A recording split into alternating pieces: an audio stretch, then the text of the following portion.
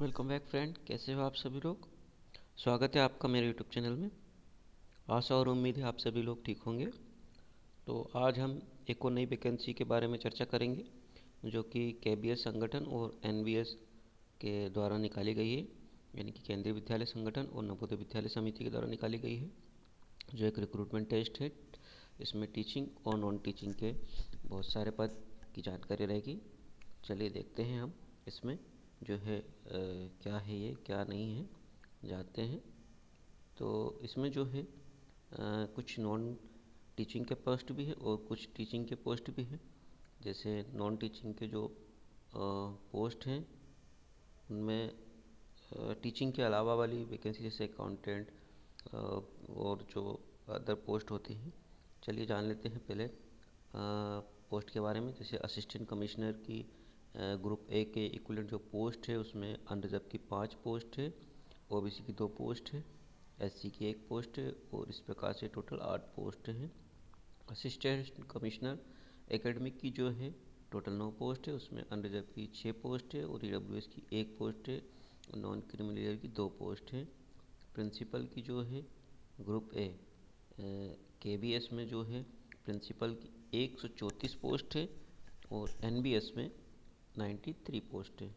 Vice principal की जो है टोटल 58 पोस्ट है।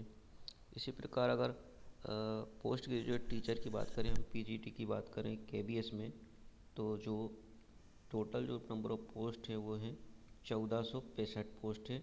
इसमें अलग अलग सब्जेक्ट्स हैं जैसे Hindi, English, physics, chemistry, mathematics, biology, history, geography, economics, commerce और कंप्यूटर साइंस, बायोटेक्नोलॉजी, ये इनमें पोस्ट निकली है।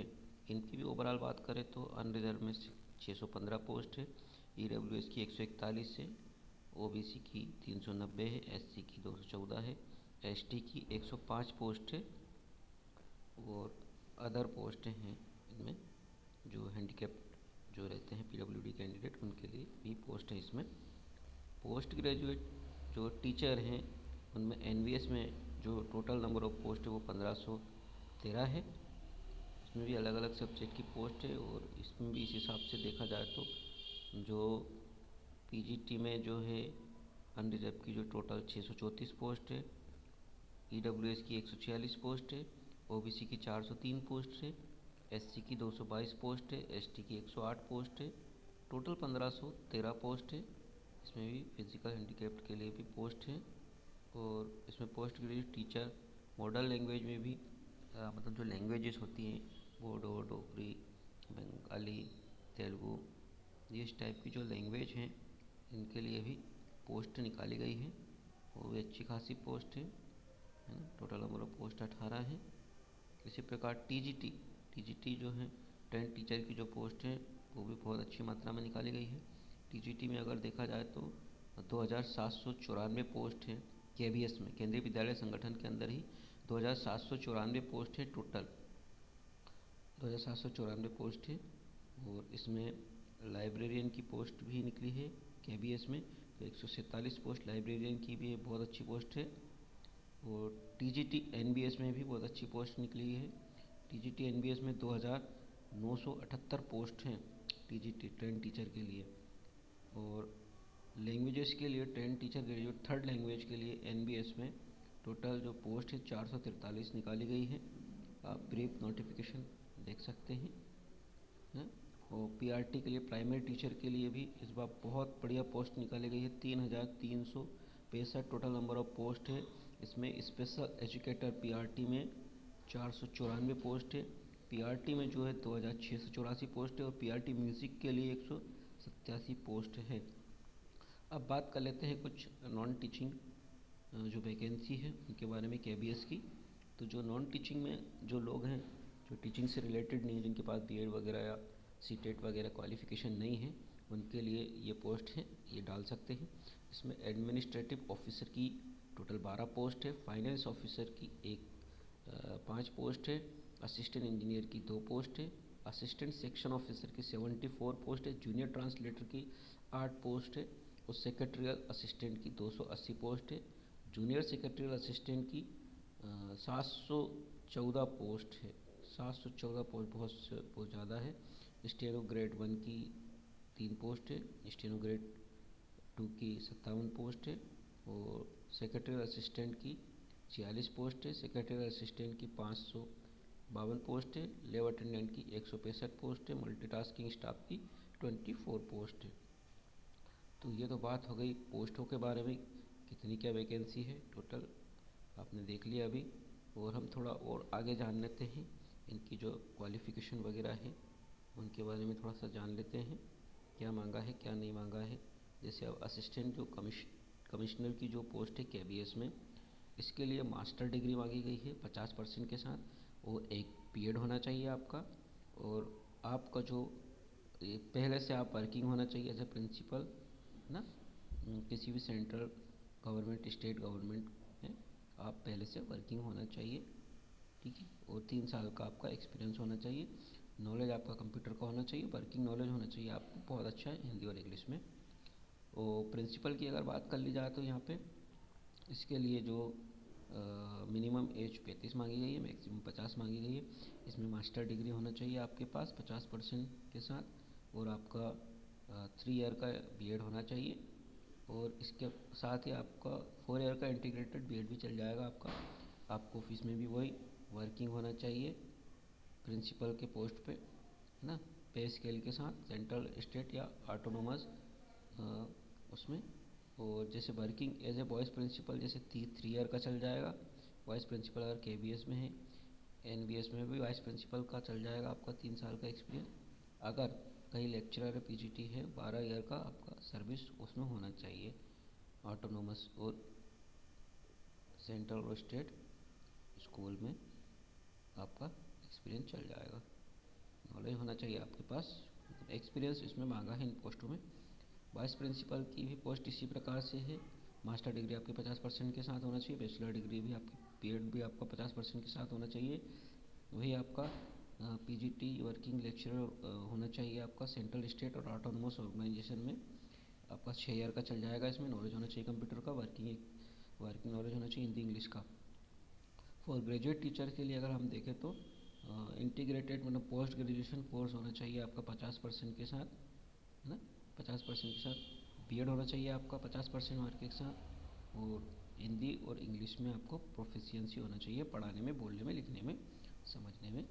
तो मास्टर डिग्री आपकी सभी सब्जेक्ट में चल जाएगी लगभग, जैसे इंग्लिश में है, हिंदी में है ना, इसमें एक सब्जेक्ट में आपका चल जाएगा। जैसे अब इसमें PGT केमिस्ट्री में एक सब्जेक्ट स्पेशलाइजेशन चल जाएगा आपका। इन कंसर्न सब्जेक्ट और any specialization concern subject provide the candidate has studied concern subject at graduation level also. उसमें ग्रेजुएशन लेवल में पढ़ना चाहिए आपका, आल्सो होना चाहिए, और फिर इसका आपका मास्टर में भी होना चाहिए, ठीक है। और इसके बाद हम बात कर लेते हैं कंप्यूटर की, PGT कंप्यूटर की जो पोस्ट है उसके बारे में बात कर लेते हैं। तो इसमें जो MSc कंप्यूटर साइंस चाहिए या MCA चाहिए 50% के साथ आपका, और इसके बाद 3 ईयर का इसमें बीएड मांगा है, और करके है तो मतलब कंपलसरी नहीं है बट चल जाएगा आपका, नहीं और करके है तो कंपलसरी है नहीं है। और बीएड की डिग्री भी होना चाहिए आपके पास। इसी प्रकार PGT फिजिकल एजुकेशन में NBS में आपका MPED होना चाहिए 50% मार्क्स के साथ, और उसको किसी भी स्पोर्ट्स में नेशनल लेवल में पार्टिसिपेशन होना चाहिए, उसका एक्सपीरियंस होना चाहिए उसका फिजिकल एजुकेशन का टीचर का, वो किसी स्कूल में रेसिडेंशियल स्कूल में वर्किंग होना चाहिए, वो एक्सपीरियंस होना चाहिए उसका। PGT मॉडर्न इंडियन लैंग्वेज में एजेंशियल जो क्वालिफ़िकेशन है उसमें 50% आपका होना चाहिए। बहुत सारी पोस्टें हैं जिनमें आपकी जो क्वालिफ़िकेशन है वो 50% ही मांगी गई है, 50% आपका उत्तीर्ण होना ज़रूरी है, 50%। और बहुत वीडियो बहुत ब्रीफ हो जाएगी, तो मैं आपको बेसिक जानकारी बताना चाह रहा हूँ। जैसे अब TGT में जो कंप्यूटर साइंस मांगा है इसमें बैचलर डिग्री होना चाहिए आपका, BCA चल जाएगा 50% के साथ में, और ग्रेजुएशन भी चल जाएगा जैसे साइंस से, IT से, BSc, तो उसमें भी 50% आपके मार्क्स होना चाहिए। और एक्सपीरियंस होना चाहिए आपका रेसिडेंशियल स्कूल का, डिज़ायरेबल है वो। वर्किंग नॉलेज होना चाहिए आपका इंग्लिश और हिंदी का, रीजनल लैंग्वेज का। म्यूजिक में भी 50% के साथ आपको बैचलर डिग्री होना चाहिए म्यूजिक पोस्ट के लिए भी। फिजिकल एजुकेशन में भी आपको 50% होना चाहिए BPEd TGT के लिए। बाकी जो स्पेशल एजुकेटर है TGT में, उनके लिए भी 50% से ग्रेजुएशन होना चाहिए, और BEd भी 50% से होना चाहिए, वो भी स्पेशल एजुकेटर से BEd होना चाहिए उसका 50% के साथ। प्राइमरी टीचर में म्यूजिक में सीनियर सेकेंडरी मतलब 12th आपका उत्तीर्ण होना चाहिए। बैचलर डिग्री या म्यूजिक पे परफॉर्मेंस से आपका 3 साल का या जो भी डिग्री होना चाहिए। वर्किंग नॉलेज होना चाहिए हिंदी इंग्लिश में। कैंडिडेट को डिप्लोमा हो, इसमें पोस्ट में डिप्लोमा नहीं मान्य होगा, not eligible for post. Candidate है भी diploma in music or not, मतलब डिप्लोमा नहीं होना चाहिए, आपके पास डिग्री ही होना चाहिए म्यूजिक पे, ठीक है। बैचलर डिग्री होना चाहिए म्यूजिक में। 12th क्लास 50% के साथ होना चाहिए बस, और उसके बाद बैचलर डिग्री होना चाहिए। लेकिन बैचलर डिग्री म्यूजिक से होना चाहिए, कोई परसेंटेज की लिमिट नहीं, सिर्फ 12th में आपके 50% मार्क्स होना चाहिए। बाकी और भी पोस्ट है, जैसे एडमिनिस्ट्रेटिव ऑफिसर में ग्रेजुएट चल जाएगा आपका, 3 ईयर का एक्सपीरियंस चल जाएगा किसी भी सेंट्रल ऑटोनोमस बॉडी का। वर्किंग नॉलेज होना चाहिए उनको कंप्यूटर का। फॉर फाइनेंस ऑफिसर के लिए बैचलर डिग्री होना चाहिए 50% मार्क्स के साथ, या मास्टर डिग्री भी चल जाएगी कॉमर्स के साथ। असिस्टेंट इंजीनियर की पोस्ट में सिविल इंजीनियरिंग चाहिए आपका, और 2 ईयर का एक्सपीरियंस चाहिए। असिस्टेंट सेक्शन ऑफिसर के लिए बैचलर डिग्री चाहिए। जूनियर ट्रांसलेटर के लिए मास्टर डिग्री होना चाहिए आपके पास, हिंदी या English, Hindi with English, Hindi और इंग्लिश में चल जाएगी आपकी। सेक्रेटरियल असिस्टेंट के लिए बैचलर डिग्री होना चाहिए आपके पास, कंप्यूटर का नॉलेज होना चाहिए। स्टेनोग्राफर ग्रेड 1 में ग्रेजुएशन तो होना ही चाहिए आपका, और शॉर्ट हैंड स्पीड जो 100 वर्ड पर मिनट और 100 वर्ड पर मिनट, और टाइपिंग स्पीड जो होना चाहिए 45 वर्ड पर मिनट, इंग्लिश और हिंदी दोनों में होना चाहिए। वर्किंग एक्सपीरियंस होना चाहिए आपका 5 ईयर का, एक किसी भी गवर्नमेंट ऑटोनोमस बॉडी या सेंट्रल स्टेट गवर्नमेंट में। कंप्यूटर का नॉलेज होना चाहिए। इसी प्रकार स्टेनोग्राफर ग्रेड 2 में ग्रेजुएशन होना चाहिए। स्किल टेस्ट होगा आपका डिक्टेशन का 10 मिनट का, 80 वर्ड पर मिनट से, वो होना चाहिए आपका। तो ये तो हमने जान ली इम्पोर्टेंट बात। अब इसमें जो है जान लेते हैं एज के बारे में। तो जो है 18 ईयर मिनिमम एज होना चाहिए। वो अलग अलग पोस्टों के लिए इसमें अलग अलग एज है, तो वो आप फॉर्म भरते टाइम देख लें तो ज़्यादा रहेगा। कट ऑफ डेट जो है एलिजिबिलिटी का, जैसे एजुकेशन एक्सपीरियंस एज की जो क्राइटेरिया की जो लिमिट है वो आपकी 4 दिसंबर 2025 तक की है।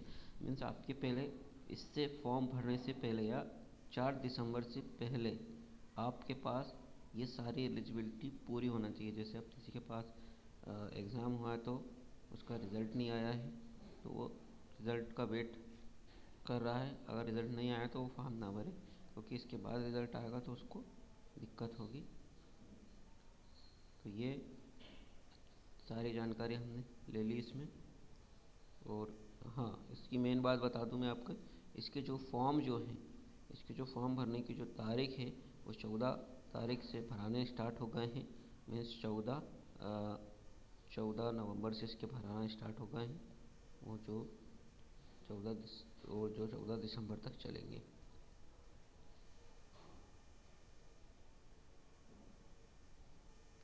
तो फ्रेंड्स, इसमें मोस्ट इम्पोर्टेंट जानकारी मैं दे चुका हूँ, और जैसा कि अब मैं क्या है कि ब्रीफ ही बनाता हूँ आज का, जिससे कि पूरी जानकारी कैंडिडेट को मिल जाए।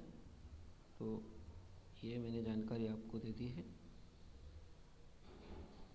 ठीक है फ्रेंड। तो हम नेक्स्ट वीडियो में आपसे मिलेंगे, और मेरे द्वारा जो दी गई जानकारी आपको कैसी लगी आप नीचे कमेंट करके बताइए मुझे, और किसी प्रकार की कोई त्रुटि हो तो वो भी बताइएगा मुझे, क्योंकि आज मैं वीडियो बहुत जल्दी में बना रहा हूँ, ठीक है फ्रेंड। तो अगली वीडियो में मिलते हैं। जय हिंद, जय भारत।